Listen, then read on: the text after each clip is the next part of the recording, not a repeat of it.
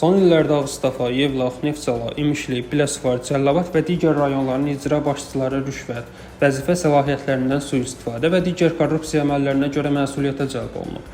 Əməliyyatlar əsasən Dövlət Təhlükəsizlik Xidməti tərəfindən həyata keçirilir. Bu il 2 icra hakimiyyətinin başçısı oxşar əməllərə görə tutulub. Qax rayon icra hakimiyyətinin başçısı Musa Şəkiliyev və Balakən rayon icra başçısı İslam Rzayev tutularaq Bakıya gətiriliblər və onlar barəsində həbs qətimkan tədbiri seçilib.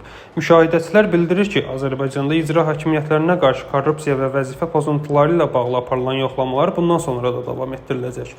Dövlət Təhlükəsizlik Xidməti ilə yanaşı Baş Prokuror yanında korrupsiyaya qarşı mübarizə Baş İdarəsi də icra hakimiyyətlərində yoxlamalar aparır. Son analoji əməliyyat Qaradağ rayon icra hakimiyyətində baş tutub. Rayon icra başçısının müavini Nadir Muradov və bir neçə vəzifəli şəxs torpaq sahələrinin sənədləşdirilməsi ilə bağlı vətəndaşlardan rüşvət almaqla şübhəli bilinir. Görünən budur ki, artıq icra hakimiyyətlərinə diqqət artırılıb. Onlar xüsusi nəzarət altına alınıb və hər bir hərəkətləri, gəlir və xərclər diqqətlə izlənilir.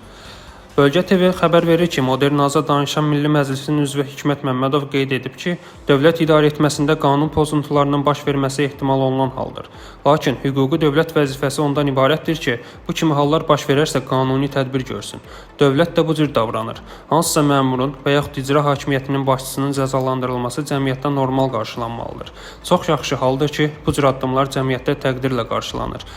Ona görə də mənə elə gəlir ki, bunun sensasiya kimi yox, adi qayda kimi başa düşməliyik.